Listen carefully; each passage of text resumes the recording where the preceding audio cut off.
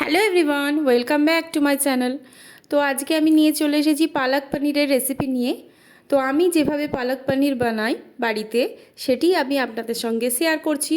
তো চলুন দেখে নিই আজকের রেসিপি পালক পনির।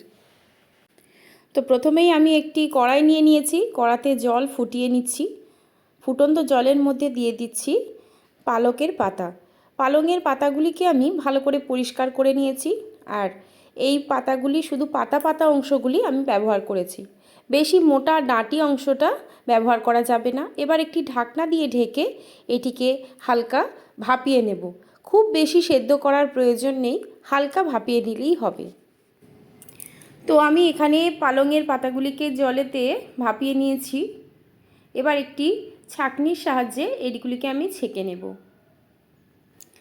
এই পালংয়ের পাতাগুলিকে ছাঁকার জন্য আমি একটি ছাঁকনি নিয়ে নিয়েছি। ছাঁকনিতে চিমটার সাহায্যে এই পালংয়ের পাতাগুলিকে আমি তুলে নিচ্ছি। প্রচণ্ড গরম আর আইস কুল ঠান্ডা ওয়াটার আমি এখানে রেখেছি, যেটা দিয়ে আমি পালংয়ের পাতাগুলিকে ধুয়ে নেব। এই পালংয়ের পাতাগুলিকে ভালো করে ঠান্ডা জলে ধুয়ে নিলে তবে এটার যে সবুজ রঙটা থাকে সেটা বজায় থাকে, তা না হলে এটা হালকা কালচে কালচে হয়ে যায়। তো সেই জন্যই আমি এখানে কিছু বরফ জলের মধ্যে দিয়ে রেখেছিলাম, একদম ঠান্ডা জল হয়ে গেছে, সেটিকে দিয়েই আমি ধুয়ে নিচ্ছি। তো এবার আমি একটি কড়া নিয়ে নিয়েছি, কড়াটিতে সর্ষের তেল দিয়ে দিচ্ছি। তেলটি গরম হয়ে গেছে। এবার আমি তেলের মধ্যে দিয়ে দেব হাফ চামচের মতো জিরে। গোটা জিরে আমি তেলের মধ্যে দিয়ে দিলাম। হালকা ফ্রাই হয়ে গেছে, লাল লাল হয়ে গেছে। এবার আমি এর মধ্যে দিয়ে দেব আদা, রসুন আর পেঁয়াজ কুচি। এখানে আদা রসুনগুলিকে বড় বড় করেই কেটে রেখেছি, কারণ এটাকে আমি মিক্সার গ্রাইন্ডারে গ্রাইন্ড করে নেব, সেজন্য আর এগুলিকে ছোটো ছোটো করে চপ করলাম না। তো এইভাবেই এই পেঁয়াজ, রসুন আর আদাটিকে আমি ভালোভাবে ফ্রাই করে নিচ্ছি। এখানে আমি একটি পেঁয়াজের ব্যবহার করেছি, একটি মিডিয়াম সাইজের পেঁয়াজ দিয়েছি, আর দিয়ে দিলাম দুটি কাঁচা লঙ্কা। আপনারা চাইলে কাঁচা লঙ্কার পরিমাণটা কম বা বেশি করতেই পারেন। এবার কিছুক্ষণ আমি এইভাবেই হালকা ফ্রাই করে নিচ্ছি। কিছুক্ষণ এইভাবেই ফ্রাই করে নিয়ে এবার আমি এর মধ্যে দিয়ে দেব এক মুঠোর মতো কাজু।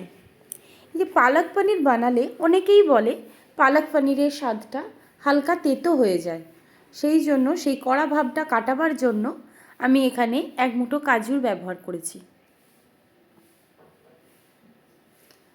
তো কাজুগুলোর সাথে হালকা আমি ফ্রাই করে নিচ্ছি।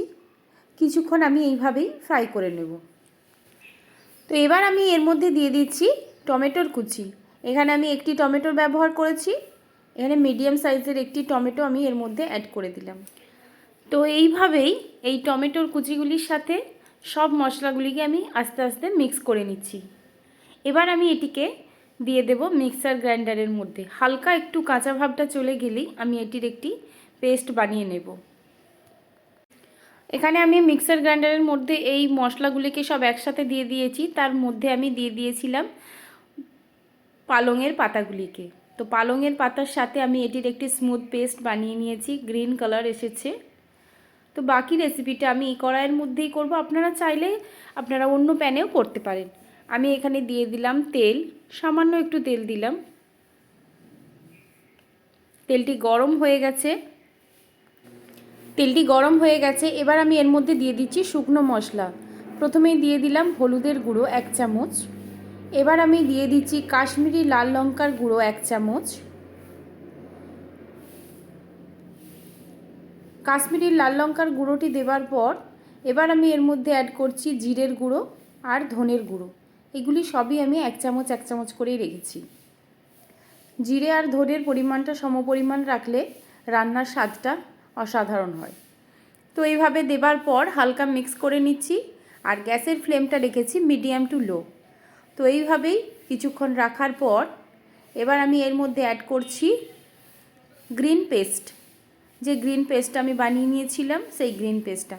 তবে মাঝে মাঝে ছোট ছোট যে কাজুর কণাগুলো আছে সেগুলো মুখে লাগবে। তো আপনারা যদি এই কণাগুলো পছন্দ না করেন অবশ্যই এটিকে ছাঁকনি দিয়ে ছেঁকে নিতে হবে। তো আমার এই খাবারেতে এই কণাগুলো বেশ ভালোই লাগে, সেজন্য আমি আর ছাঁকনি দিয়ে ছাঁকলাম না। এবার ভালো করে মিক্স করে নিচ্ছি। কি সুন্দর একটি গ্রিন কালার এসেছে। এইভাবেই অল্প আছে হালকা হালকা করে আমি এটিকে রান্না করে নেব। এবার আমি এর মধ্যে দিয়ে দিচ্ছি লবণ। লবণটা অবশ্যই আপনাদের স্বাদ অনুযায়ী লবণটা দেবেন। আমি এখানে 1 চামচের একটু বেশি লবণটা অ্যাড করেছি।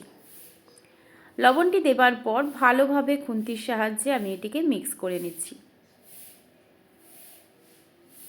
এই রান্নাটি খুবই অসাধারণ, রুটি পরোটার সাথে দুর্দান্ত লাগে। অবশ্যই এটিকে বাড়িতে ট্রাই করে দেখবেন, আশা করি আপনাদের ভালো লাগবে। এবার আমি দিয়ে দিচ্ছি অল্প পরিমাণে চিনি। একটু মিষ্টি দিলে সেই কড়া ভাবটা অনেকটাই কমে আসে। আর এই রকমভাবে যদি আপনারা এই রেসিপিটা তৈরি করেন, আশা করি এর স্বাদ হবে অসাধারণ। তো কিছুক্ষণ এইভাবেই চালিয়ে নেবার পর তেলটা উপরের দিকে হালকা উঠে আসছে। আপনারা যদি ভালোভাবে লক্ষ্য করেন বুঝতে পারবেন যে হালকা বাবলসগুলো ওঠা কমে গেছে। এবার আমি এর মধ্যে দিয়ে দিচ্ছি পনিরের টুকরোগুলিকে। আমি এখানে পনিরের টুকরোগুলিকে লবণ জলেতে ভিজিয়ে রেখেছিলাম যাতে পনিরের মধ্যে কিছুটা সল্টিনেস আসে। এবার এই পনিরের টুকরোগুলিকে দিয়ে দিলাম আমি এই গ্রেভির মধ্যে। গ্রেভির কালারটা কি সুন্দর এসেছে। এইভাবে অল্প আছে আমি এটিকে চালিয়ে নিচ্ছি।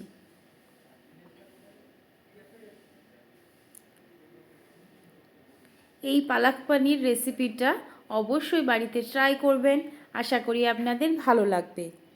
যদি ভালো লাগে অবশ্যই রেসিপিটিকে একটি লাইক করবেন, আর চ্যানেলে নতুন বন্ধু হলে চ্যানেলটিকে সাবস্ক্রাইব করে রাখার জন্য অনুরোধ রইল।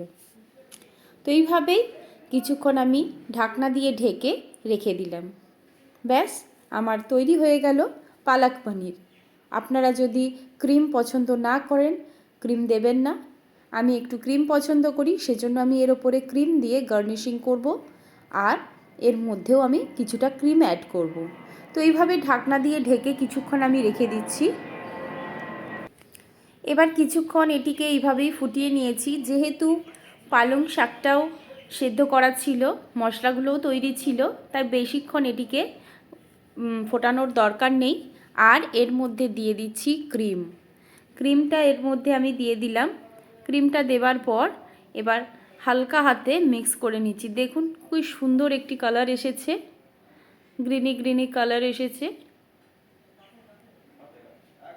গ্রেভিটা আপনারা যদি কম পছন্দ করেন অবশ্যই গ্রেভিটিকে একটু শুকনো করে নিতে হবে, তারপরেই পনিরের টুকরোগুলিকে দিতে হবে। পনিরের টুকরোগুলি দেবার পর 5 থেকে 10 মিনিটের মধ্যেই আপনাকে এটিকে সার্ভ করে নিতে হবে। তো আবারও একটি ঢাকনা দিয়ে ঢেকে দিলাম। আমার রেসিপি রেডি, চলুন দেখে নিই এর ফাইনাল লুক।